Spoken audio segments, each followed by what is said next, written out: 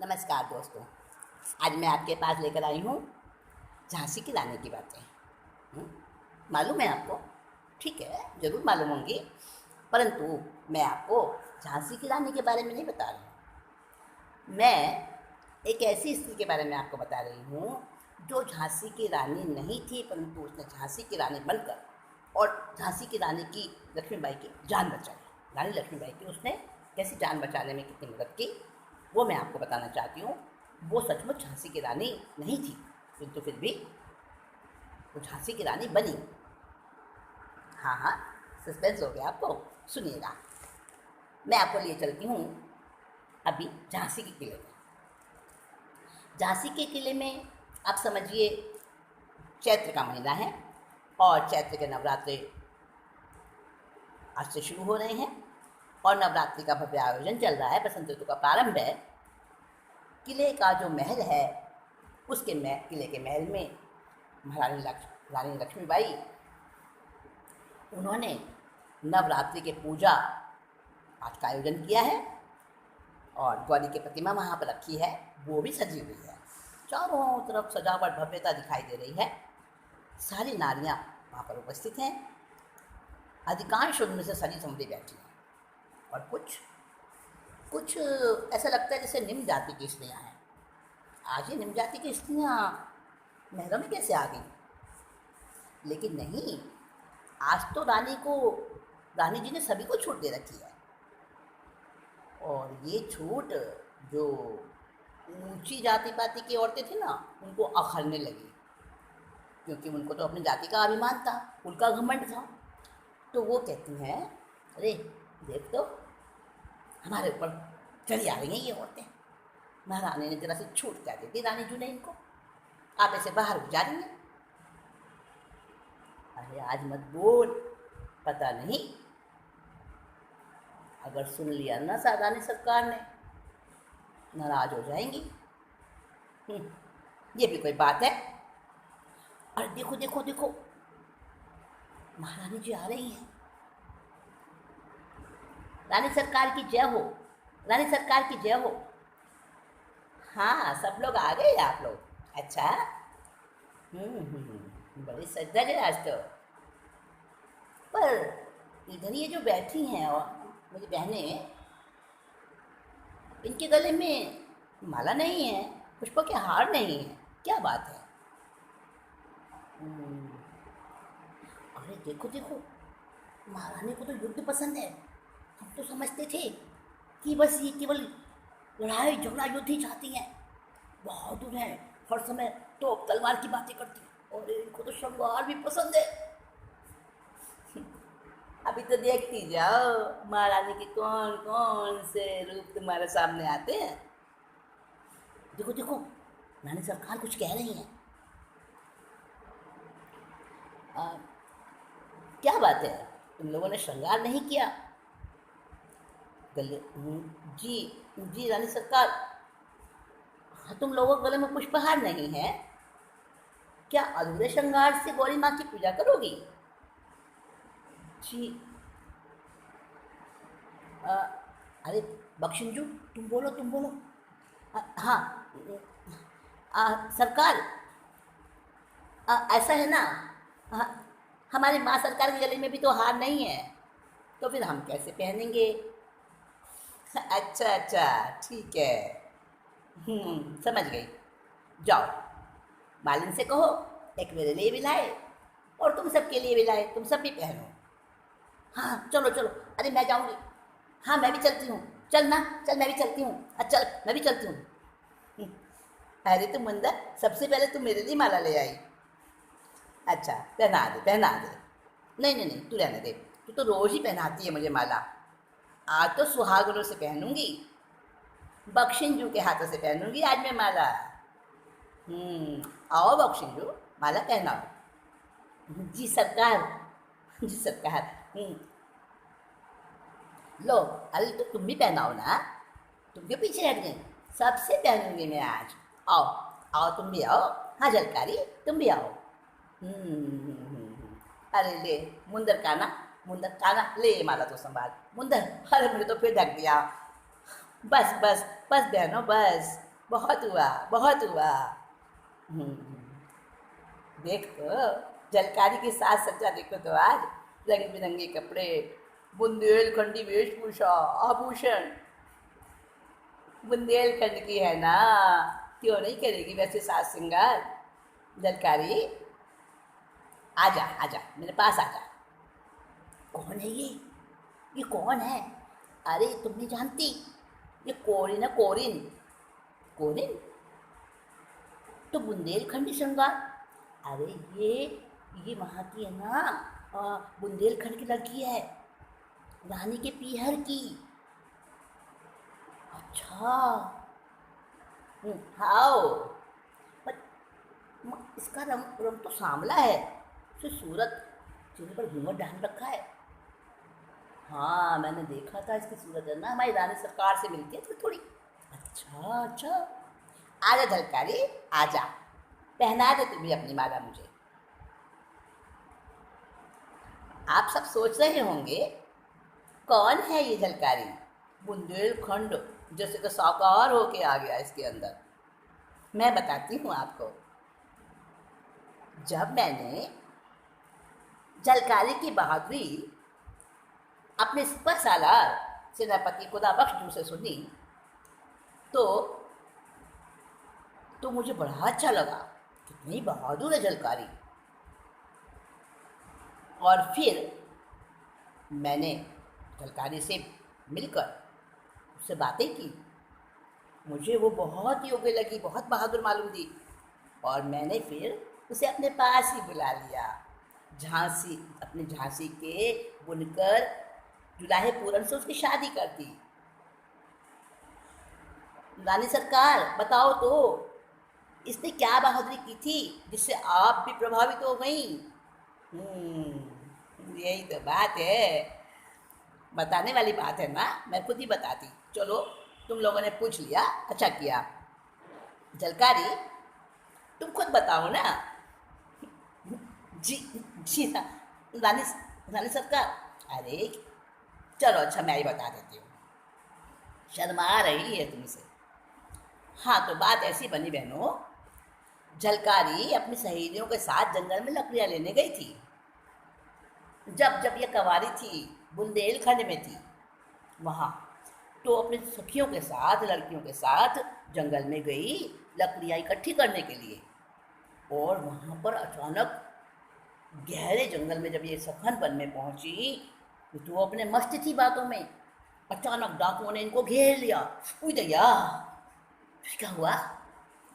हाँ, डाकुओं ने गरज कर कहा, सभी अपने अपने गहने उतार दो। बहुत हाथ जोड़े पर डाकू नहीं माने। आखिरकार सभी लड़कियों ने रोते हुए, कांपते कांपते हाथों से अपने गहने उतारने शुरू किए। सोचने लगी, गहने ही लेकर पीछा छूट जाए, हमारी इज्जत पर कोई आँच ना आए। हाँ जरूरी था। सुनो सुनो, आगे सुनो, आगे सुनो, आगे सुनो। फिर क्या हुआ? हाँ रानी सरकार, आगे बताइए। डाकू ने झलकारी से कहा, अरे तू क्या कर रही है, कितनी देर लगाएगी? झलकारी ने जवाब दिया, उतार तो रही हूँ, मगर ये मेरी गले की हंसली उतर ही नहीं रही है। कैसे नहीं उतर रही है? ला हम उतारते हैं। देखो देखो सुनो भाई, मेरी हंसली में ना मेरे ये डोरा फंस गया है, तो तोड़ डाली डोरे को। अरे भाई तोड़ तो रही हूँ इतनी देर से, डोरा बहुत मजबूत है। लो जरा तुम्हारी कटार देना, इसे काट दो मैं फटाफट।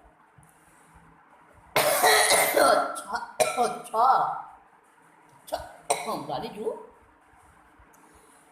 उस समय भी झलकारी में इतनी हिम्मत आ गई, डरी नहीं। हाँ जरा जरा डर तो ये भी नहीं थी, और इसने तरकीब से काम लिया, बुद्धि से काम लिया। क्या बोली डाकुओं को कि मेरी हंसली में मेरा डोरा फंस गया है और ये टूटता ही नहीं है, कटार दे दो, मैं अभी निकाल के काट के दे देती हूँ। अब डाकू की तो बुद्धि इतने काम दी नहीं, उसने फट से अपनी कटार हाथ में दे दी और झलकारी ने फुर्ती से उसी के पेट में कटार भोंक दी।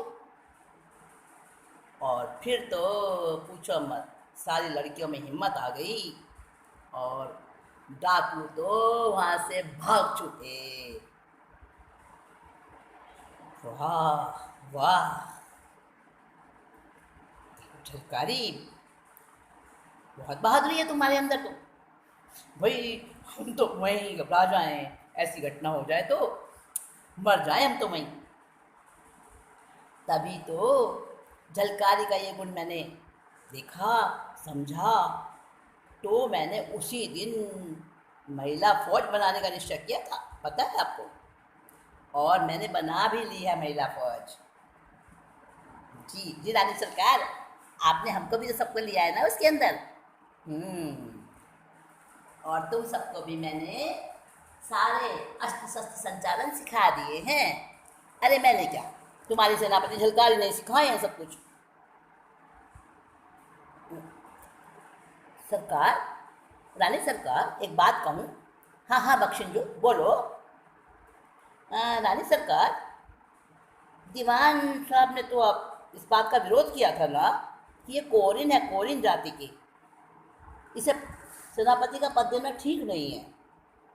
हाँ हाँ किया था, मैंने वहीं डांट लगा दी दीवान साहब को, चुप रहो, कुल नहीं कर्म बड़ा होता है। और आज ये झलकारी हम सबके बीच में है। देखो, इसे देखकर कोई कह सकता है कि नाजुक, बड़ी प्यारी सी ये नई नवेली दुल्हन हजारों बहादुर योद्धाओं पर भारी पड़ती होगी? कोई बता सकता है? कोई अनुमान लगा सकता है? सरकार, ऐसा लगता है जैसे दोनों जुड़वा बहनें करी हो। आ झलकारी, आ मेरे पास बैठ, आजा आजा। जी जी महारानी जी। अरे आ तो सही, कैसा चल रहा है तुम्हारी सेना का? जी सरकार, सभी नारियां युद्ध कला में बहुत प्रवीण हो चुकी हैं, हजारों की संख्या में हो गई हैं। हाँ, अब सब सुनो मेरी बात। जी जी रानी सरकार, सुनो सुनो, रानी जो कुछ कह रही हैं सुनो। हाँ सुनो सब, 2-4 दिनों में गोरों का हमला हमारी झांसी पर होने वाला है। और ये जनरल रोज बढ़ता आ रहा है, जनरल रोज आगे बढ़ा आ रहा है झांसी की तरफ। सैनिकों के पास खाना, दवाई और हथियार पहुंचाने में तुम सब काम आओगी, समझ गई ना? जी जी रानी सरकार, हम तैयार हैं। और सुनो, जरूरत होगी तो हथियार भी चलाने पड़ेंगे। तुम सब दुर्गा भवानी का रूप हो। जी हम तैयार हैं, हम तैयार हैं। अच्छा तो आओ, इसी संकल्प को लेकर गौरी माँ की पूजा करते हैं। और सभी ने उस दिन संकल्प लिया और सारी नारियां पूजा के बाद सैनिक वेश में सज गई। जो घर में छोटी छोटी बात पर तुनक जाती थी, रूठ जाती थी, वही नारियां तलवार और बंदूक साध कर चुपचाप छिप गई, अपने कर्तव्य पालन में लग गई। कोई कहीं छिपी बैठी है, कोई कहीं टोह ले रही है, कोई सैनिकों के पास हथियार पहुंचा रही है। सब लग गई अपने अपने काम में। उनके श्रृंगार और उनकी वाक युद्ध यानी लड़ाई, बोलना चालना, वो सब तलवार के म्यान में समा गए। झलकारी ने उनको ऐसा ट्रेंड किया था, ऐसा प्रशिक्षण दिया था, यही उसका कमाल था। उस रात हमला नहीं हुआ, 23 मार्च को हमला हुआ। जनरल रोज ने नाउ एंड नेवर के आदेश दे दिए। नाउ एंड नेवर यानी अभी करो, अभी नहीं तो कभी नहीं, नाउ एंड नेवर। और झांसी के बहादुर डटे रहे। कई बार गौस खां के तोप खाने, खुदा बख्शी तलवार की धार के सामने रोज हार गया, कई बार हारा वो, लेकिन हमारी फूट यहाँ भी लूट मचा गई।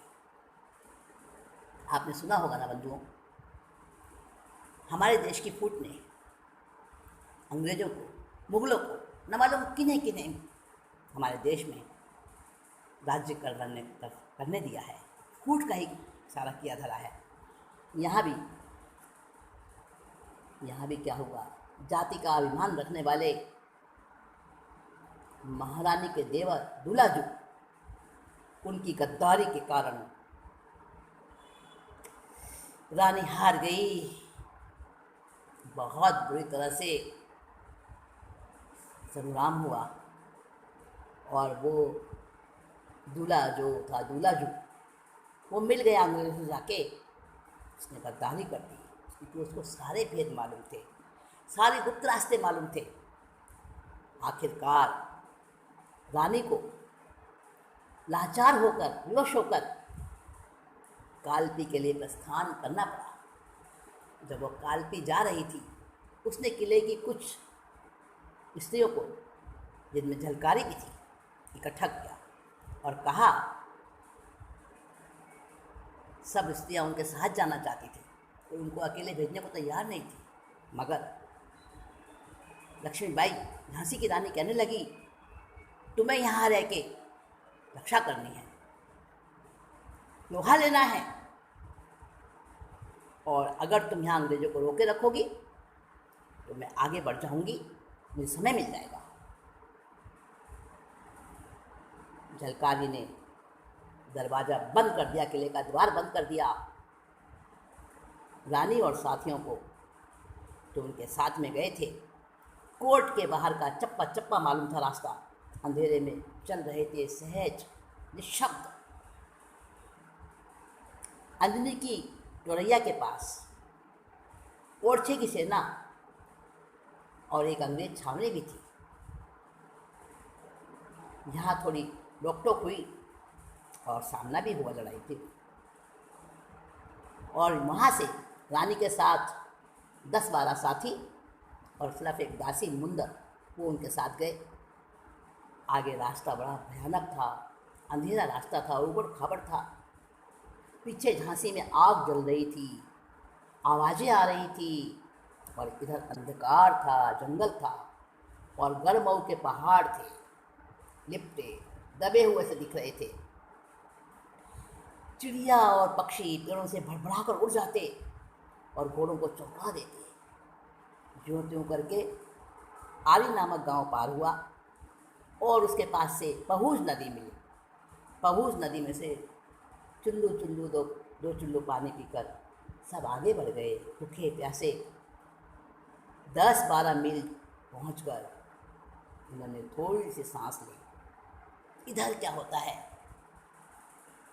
झांसी के अंदर जनरल रोज का जो टेंट था, उसका जो तंबू था, पड़ाव था, उसके खेमे में कुछ हलचल होने लगी। वो कुछ कर पाए। इससे पहले ही झलकारी ने तो योजना बना रखी थी, बढ़िया श्रृंगार करके, और रानी ने जो उसको कपड़े दे रखे थे, वो कपड़े उसके पास थे ही, वो पहन लिए उसने, जेवर भी पहने, परंतु उसके पास रानी जैसा हार नहीं था। कांच की गुड़ियों का कंठा था, वो भी उसने पहन लिया। और जैसे ही भोर की पौ फटी, घोड़े पर बैठकर जनरल रोज की सेना जहाँ रुकी हुई थी, उस छावनी की तरफ वो अपना घोड़ा लेके बढ़ गई अकेली। कौन? झलकारी। बड़ी ऐंठ के साथ, रौब के साथ, रानी जैसे ठसक के साथ। खाली हाथ थे उसके, बस एक छोटी पिस्तौल जो उसने अपनी चोली में छिपा रखी थी। देखिए कितना बड़ा उसका साहस, जुलाहन। थोड़ी दूर गई तो अंग्रेज सैनिक मिले। अपनी टूटी फूटी हिंदी में उन्होंने पूछा, तुम कहाँ जाता है? कौन है? कौन तुम? झलकारी तो भाषा जानती ही नहीं थी, ना तो हिंदी जानती थी और ना ही अंग्रेजी जानती थी ठीक से, परंतु उसे मालूम था, इतनी उसमें बुद्धि थी कि ये अंग्रेज हैं, इनके सामने जैसे तैसे बोलो, हिंदी भी बोलो, कैसा बोलो, सब चलेगा। गौरव ने टोका उसको, हम जाता है, इधर जाता है। पूरे सैनिकों ने रोका, इधर कहाँ जाता है? हम तुम्हारे जंडेल के पास जाऊते है। हम तुम्हारे जनरल के पास जाओगे, मतलब हम तुम्हारे जनरल के पास जा रहे हैं। सैनिक ने पूछा, तुम कौन हो? तुम तो कौन हो? हम झांसी की रानी हो। तुम्हारा जनरल को बोलो हम झांसी की रानी हो। अच्छा, बड़ी हेकड़ी से बोल रही है, झांसी की सचमुच लगती तो झांसी की रानी है। खलबली मच गई सैनिकों में। वाह। और झलकारी सोचती है, वाह, मेरी सरकार के भाई सरकार के नाम में कैसा जादू है, उनके नाम से थरथरा गए सारे के सारे। झांसी की रानी है ऐसा सुनकर तो सैनिक डर से पीले पड़ गए। अरे मैं कितनी भाग्यशालिनी हूँ, आज मुझे अपनी भाई सरकार का वेश बनना पड़ा। अब गोरों से बात सुनकर जनरल रोज कहता है, अच्छा अच्छा, झांसी की रानी आई है, ले आओ। अकेली है? हाँ जी बिल्कुल अकेली है, ले आओ। और उसे जनरल रोज के पास पहुंचा दिया गया। शहर भर में हल्ला मच गया, रानी पकड़ ली गई, रानी पकड़ ली गई। गोरे भी बड़े खुश हो गए। झलकारी तो और भी खुश थी, और भी खुश थी। सोच रही थी इतनी देर में मेरी जांच पड़ताल होगी और फिर मुझे मारेंगे, मेरी हत्या में जब तक मैं मरूंगी इनसे लोहा लूंगी और मरूंगी तब तक इतना वक्त निकल जाएगा कि रानी सरकार तो कालपी तक सुरक्षित पहुंच जाएंगी। ऐसा ही वो मन में सोच रही थी। जनरल रोज के सामने घोड़े से नीचे नहीं उतरी। रानियों जैसी शान और ठसक थी उसके अंदर, अभिमान, हेकड़ी। बैठी रही घोड़े के ऊपर ही। जनरल रोज हैरान था और अपने मेजर स्टुअर्ट से कहने लगा, हाउ हैंडसम, दो डार्क एंड टेरिबल। ओह, यानी कितनी सुंदर है परंतु थोड़ी सी सांवली है, और देखो ना ऐसी निर्भीक और भयानक। अब उन्हीं अंग्रेजों के पड़ाव के पास ही वहीं उनका भी डेरा था, दुलाजू का, झांसी की रानी के देवर का। उनके साथ ही रहता था ना, वो तो गद्दार बन गया था। खलबड़ी और खलबड़ी चारों तरफ फैली, रानी पकड़ी गई, रानी पकड़ी गई। खबर सुनकर वो भी आया और जल्दी से उसने पहचाना, अरे जनरल साहब ये रानी नहीं है, ये तो रानी की हमशक्ल है झलकारी, दुल्हन है दुल्हन। झलकारी ने थोड़ी दृष्टि से जुलाजू की तरफ देखा।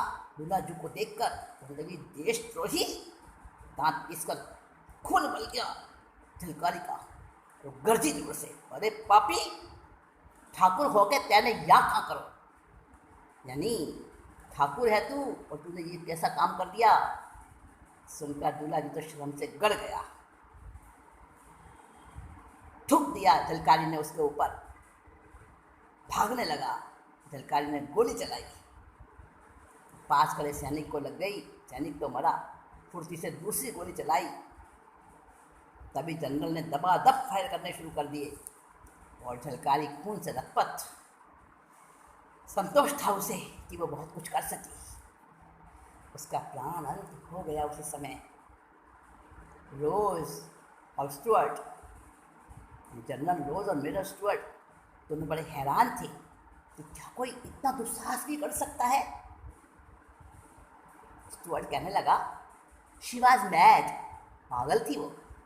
रोज ने कहा, no Stuart, she was not mad.